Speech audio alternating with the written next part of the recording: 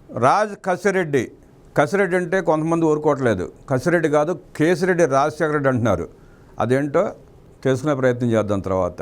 తెలంగాణ ప్రాంతంలో కసిరెడ్డి కుటుంబం అంటే చాలా గొప్ప కుటుంబం అని, అలాంటి ఇంటి పేరుని చెడగొట్టవద్దు, కసిరెడ్డి రాజశేఖర రెడ్డి కాదు కేసిరెడ్డి రాజశేఖర రెడ్డి అని చెప్పి తెలంగాణలో కొంతమంది తీవ్రంగా వ్యతిరేకిస్తున్నారు, వాదిస్తున్నారు.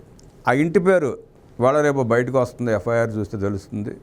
అదేంటి అనేది తర్వాత చూస్తూ సుమారుగా 1,00,000 కోట్ల రూపాయల చిల్లర ఆర్థిక లావాదేవీలు, మద్యం అమ్మకాల్లో వచ్చిన లావాదేవీలు, దాంట్లో అధికారికంగా 1,00,000 కోట్ల రూపాయల చిల్లర మద్యం అమ్మారని చెప్పి తెలుస్తూ ఉంది. దాంట్లో యూపీఐ ద్వారా కానీ కార్డుల ద్వారా కానీ అమ్మిన అమ్మకాలు 650 కోట్లు మాత్రమే. సుమారుగా 99,500 కోట్ల రూపాయలు నగదు లావాదేవీలో జరిపారు. అదో పెద్ద కుంభకోణం.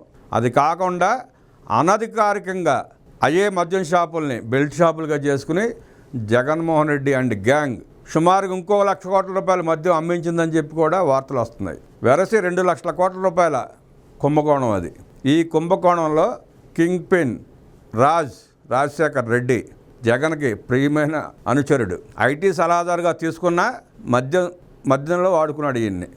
రాష్ట్ర వ్యాప్తంగా వచ్చే కలెక్షన్లన్నీ రాజశేఖర రెడ్డి దగ్గర చేరితే, రాజశేఖర రెడ్డి దగ్గర నుంచి మిథున్ రెడ్డికి చేరి, మిథున్ రెడ్డి దగ్గర నుంచి ప్యాలెస్లకు చేరిని అని చెప్పి వార్త.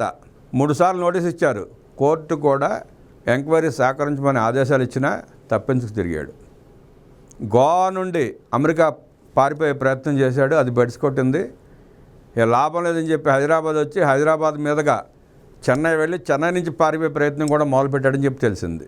ఈ క్రమంలోనే హైదరాబాద్ రావటం, హైదరాబాద్ ఎయిర్పోర్ట్లో సిట్ పోలీసులు పట్టుకోవడం జరిగింది. పట్టుకుని విచారణ చేయడం మొదలుపెడితే తెలియదు, గుర్తులేదు అంటూ కప్పదాట్లు తప్పించుకునే ప్రయత్నం చేశాడు. అంతకుముందు మిథున్ రెడ్డి, విజయసాయిరెడ్డి లాంటి వాళ్ళందరూ చెప్పిన స్టేట్మెంట్లు ముందు పెట్టి అడిగితే కొన్నిటి సమాధానం చెప్పాడు, కొన్నిటికి ఇంకా చెప్పకడిగితే చెప్తాడు, ఇవాళ రేపు చెప్తాడు. ఈ సందర్భంగానే విజయసాయిరెడ్డి మాట్లాడుతూ రాజశేఖర రెడ్డి తెలివైన క్రిమినల్ అని చెప్పి ఘాటుగానే మాట్లాడాడు ఆయన. దాన్ని తీసుకుని కసిరెడ్డి విజయసాయిరెడ్డి బట్టేబాజ్ అన్నాడు. ఏటూ బట్టేబాజ్ అయితే మరి ఏమవుతాడు? దానికి ఇంకా సమాధానం చెప్పలే కసిరెడ్డి. ఈ సందర్భంగా సిట్ విచారణలో ఆయన ఏం చెప్పాడు, సిట్ ఏం విచారించిందో చూద్దాం. వైసీపీ హయాంలో జరిగిన 1,000 కోట్ల మద్యం కుంభకోణంలో అన్నీ తానే వ్యవహరించిన ప్రధాన నిందితుడు కసిరెడ్డి విచారణ ముగిసింది. అన్నీ తానే వ్యవహరించలేదు, అతను కొరియర్ బాయ్ లాంటి వాడే. ఆ కొరియర్ బాయ్స్కి టీమ్ లీడర్ అంతే కసిరెడ్డి. అన్నీ తానే వ్యవహరించింది నాటి ముఖ్యమంత్రి జగన్మోహన్ రెడ్డి, ఆనాటి ఆబ్కారీ శాఖ మంత్రి నారాయణ స్వామి. వాళ్ళిద్దరు ప్రేమ లేకుండా, వాళ్ళిద్దరికి తెలియకుండా, వాళ్ళిద్దరికి చెప్పకుండా కసిరెడ్డి ఏం చేయలేదు, సంబంధిత ఆ శాఖ అధికారులు ఏం చేయలేదు. అన్నీ తాడేపల్లి ప్యాలెస్ నుంచి వచ్చిన ఆజ్ఞ ప్రకారమే వ్యవహరించారు. కథ అంతా నడిచింది అక్కడి నుంచే, కలెక్షన్ అంతా చేరింది కూడా అక్కడికే. తాడేపల్లి ప్యాలెసా, యలహంక ప్యాలెసా, చెన్నై ప్యాలెసా, పులివెందుల ప్యాలెసా, లేకపోతే లండన్లో ఈ మధ్య కొత్తగా కొన్న ప్యాలెస్ జర్నీయా, అవన్నీ విచారణ తేల్తాయి. ఎక్కడికి పోదు, వీళ్ళు తప్పించుకోలేరు. దాదాపు 12 గంటల పాటు సాగిన విచారణలో ఈ కుంభకోణానికి సంబంధించి సుదీర్ఘంగా ప్రశ్నించారు. కేసుకు సంబంధించి సిట్ గతంలో సేకరించిన ఆధారాలను చూపించి కసిరెడ్డిని అధికారులు ప్రశ్నించారు.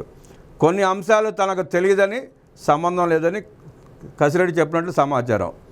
విచారణ ముగిసిన తర్వాత వైద్య పరీక్షల నిమిత్తం రాజును ప్రభుత్వ ఆసుపత్రికి తరలించారు. అనంతరం కసిరెడ్డిని విజయవాడ కోర్టులో సిట్ అధికారులు హాజరుపరిచారు. గత ప్రభుత్వ హయాంలో మద్యం కుంభకోణానికి సంబంధించి కసిరెడ్డి కీలక సూత్రధారిగా సిట్ అధికారులు గుర్తించారు. ఇక్కడ ప్రజలు ఏమంటున్నారంటే కీలక సూత్రధారి కాదు, కీలక పాత్రధారి మాత్రమే. సూత్రధారి అంటే ఆ స్కెచ్ గీసినట్టు సూత్రధారి అవుతాడు. కసిరెడ్డి లాంటి వాళ్ళు పాత్రధారులు అవుతారు. ఈ నేపథ్యంలో పలుమార్లు రాజుకు నోటీసులు ఇచ్చినప్పటికీ విచారణకు డుమ్మా కొట్టాడు. సిట్ అధికారులకు సహకరించకుండా తప్పించుకుని తిరగడంతో అతడిపై ప్రత్యేక నిఘా పెట్టారు. ఈ క్రమంలో శంషాబాద్ ఎయిర్పోర్ట్లో కసిరెడ్డిని పోలీసులు అరెస్ట్ చేశారు. రాత్రి సమయంలో హైదరాబాద్ నుంచి విజయవాడ సిట్ కార్యాలయానికి తీసుకొచ్చారు. మంగళవారం తెల్లవారుజాము వరకు కసిరెడ్డిని సిట్ అధికారులు సుదీర్ఘంగా ప్రశ్నించారు. మద్యం కుంభకోణానికి సంబంధించి వివిధ రూపాల్లో రాజును వివరించారు. విచారణలో భాగంగా సాంకేతికపరమైన అంశాలతో పాటు మద్యం లావాదేవీలపై డిస్టిలరీకి అనుమతులు ఏ విధంగా ఇచ్చారు అనే దానిపై ప్రశ్నించినట్లు తెలుస్తోంది. ఇప్పటికే ఈ కేసులో పలువురు వద్ద నుంచి సేకరించిన స్టేట్మెంట్లను కసిరెడ్డి ముందు ఉంచి విచారించారు సిట్ అధికారులు. కొన్ని మంతనాలు చేసినట్లు కసిరెడ్డి ఒప్పుకున్నప్పటికీ మరికొన్నింటిలో తనకు ఎటువంటి సంబంధం లేదని చెప్పినట్లు తెలుస్తోంది. మరోవైపు మాజీ ఎంపీ విజయసాయిరెడ్డి, ఎంపీ మిథున్ రెడ్డి మరికొంతమంది నుంచి సేకరించిన స్టేట్మెంట్ల ఆధారంగా మరికొన్ని ప్రశ్నలు సంధించినప్పటికీ కసిరెడ్డి తనకు తెలియదు అనే సమాధానం ఇచ్చినట్లు తెలుస్తోంది. ఈ క్రమంలో మరోసారి మంగళవారం ఉదయం 7 గంటల నుంచి సాయంత్రం 4 గంటల వరకు రెండో విడతగా విచారణ జరిపారు. పదే అనేక అంశాలు ప్రస్తావించినప్పటికీ కసిరెడ్డి పూర్తి స్థాయిలో సమాచారం ఇవ్వనట్లు తెలుస్తోంది. ఇక సోమవారం సాయంత్రం 6 గంటల ముందే ఆయనను అదుపులోకి తీసుకున్న నేపథ్యంలో మంగళవారం సాయంత్రం 6 గంటల లోపు కోర్టులో హాజరుపరచాల్సి ఉంది. దీంతో విచారణను ముగించి కసిరెడ్డిని నేరుగా విజయవాడ ప్రభుత్వ ఆసుపత్రికి తరలించారు. వైద్య పరీక్షల అనంతరం విజయవాడ కోర్టులో హాజరుపరిచారు. ఈ సందర్భంగా విజయసాయిరెడ్డి గారు ట్వీట్ చేస్తూ ఏపీ మద్యం కుంభకోణంలో తన పాత్ర విజిల్ బ్లోయర్ లాంటిదని మాజీ ఎంపీ విజయసాయిరెడ్డి అన్నారు. కుంభకోణంలో ఆయన పాత్ర విజిల్ బ్లోయర్ పాత్రేనంట. ప్రభుత్వం ఏర్పాటైన దగ్గర నుంచి మద్యం కుంభకోణం మొదలుపెట్టిన రోజు నుంచి విజయసాయిరెడ్డి గారి పాత్ర కీలకంగానే ఉంది. 100 కోట్లు అప్పిచ్చింది ఆయనే. ఈ కసిరెడ్డికి గానే ఉండే సజ్జల రామకృష్ణారెడ్డి గారు అన్న కొడుకు ఎవరో సజ్జల శ్రీధర్ రెడ్డి ఎవరో గానే ఉన్నాడు, ఆయనకు గానే ఉండే మిథున్ రెడ్డి, వీళ్ళందరి పాత్ర ఉంది. వీళ్ళందరికీ అప్పిప్పించింది కూడా ఈయనే. ఇవాళ విజిల్ బ్లోయర్ అంటే విజిలెన్స్ పంపించేస్తారని అనుకుంటున్నాడు ఆయన. నో విజిల్స్, అన్ని బ్లోయర్లే. తప్పించుకునేందుకు దొరకని దొంగలు నా పేరు లాగుతున్నారు. సగం బట్టలు మీరు ఇప్పతీశారు, మిగతా బట్టలు మొత్తం నేను ఇప్పతీస్తానని చెప్పి ట్వీట్లో చెప్తున్నాడు ఆయన. ఎవరు బట్టలు ఎప్పేస్తాడు? సగం బట్టలు ఎప్పేయడం అంటే ఇప్పుడు ఎవరి పేరు చెప్పాడు ఆయన? మిథున్ రెడ్డి పేరు చెప్పాడు, కసిరెడ్డి రాజశేఖర పేరు చెప్పాడు, ఇంకెవరో సజ్జల శ్రీధర్ రెడ్డి ఆయన పేరు చెప్పాడు, ఇంకా 2-3 పేర్లు చెప్పాడు. మిగిలిన బట్టలు కూడా ఎప్పుతీయడం ఎవరు ఎప్పుతీయాలి? ఇంకా జగన్మోహన్ రెడ్డి బట్టలు ఎప్పుతీయాలి, అదే ఆయన ఉద్దేశం. జగన్మోహన్ రెడ్డి బట్టలు కూడా ఎప్పుతీస్తే మొత్తం బట్టలు ఎప్పుతీసినట్టే.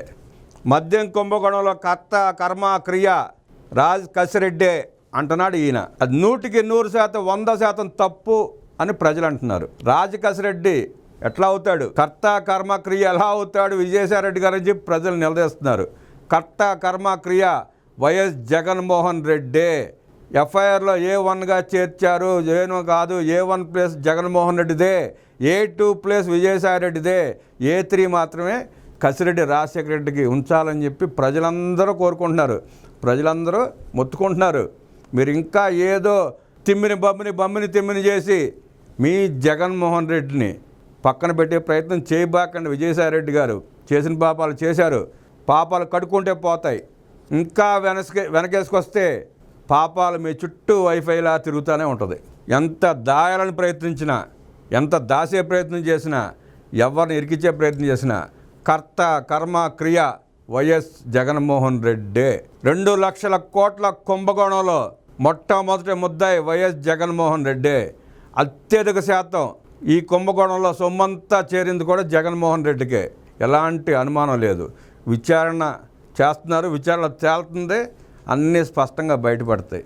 ఏ కేసులో తప్పించుకున్నా వైఎస్ జగన్మోహన్ రెడ్డి ఆంధ్రప్రదేశ్ మద్యం కుంభకోణం కేసులో తప్పించుకునే అవకాశం కూడా లేదు.